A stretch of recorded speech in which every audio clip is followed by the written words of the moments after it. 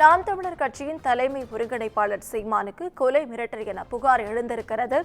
நாம் தமிழர் கட்சி நிர்வாகிகள் இடும்பாவனம் கார்த்திக் உள்ளிட்டோர் சென்னை காவல் ஆணையர் அலுவலகத்தில் புகார் அளித்திருக்கின்றனர்.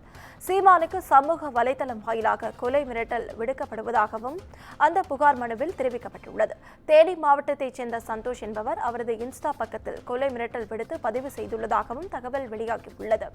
இதுகுறித்த முழு விவரங்களை வழங்க செய்தியாளர் சுப்பிரமணியன் நம்மோடு இணைப்பில் காத்திருக்கிறார். சுப்பிரமணியன், வணக்கம். விவரங்கள்.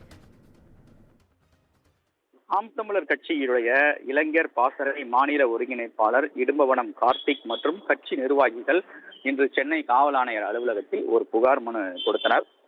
இதையடுத்து இடும்பவனம் கார்த்திக் செய்தியாளர்களை சந்தித்தார்.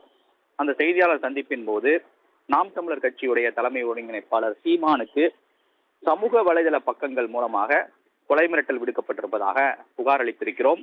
அதே போல இந்த கொலை மிரட்டலில் தேனியை சேர்ந்த சந்தோஷ் உள்பட 4 பேர் நேரடியாக இந்த சமூக வலைதள இன்ஸ்டா உள்ளிட்ட சமூக வலைதள பக்கங்கள் மூலமாக மிரட்டல் விடுத்திருக்கிறார்கள்.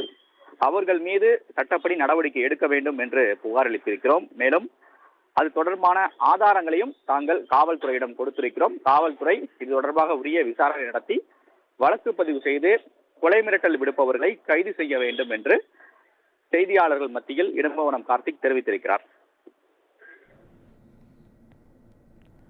விவரங்களுக்கு நன்றி சுப்பிரமணியன்.